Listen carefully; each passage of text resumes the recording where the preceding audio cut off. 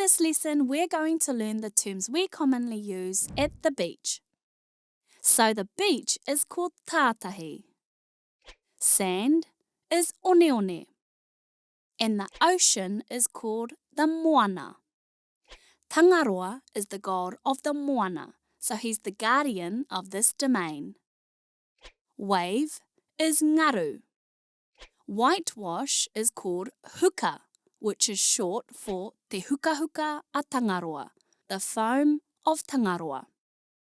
Surfing is eke ngaru, and a surfboard is a papa eke ngaru, and a surfer is called a kaieke ngaru.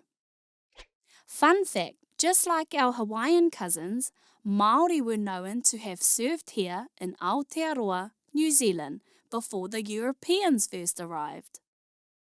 Phew! All of these kupu about eke ngaru or surfing are making me tired. Let's sit down and painaina or sunbathe. This is a taura or towel.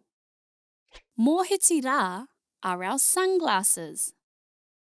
And pani rā is the term for sunscreen. A bucket is pākete. A spade is a kō. Kākahu kaukau are our togs. And kaukau is to swim, which I'll be doing later.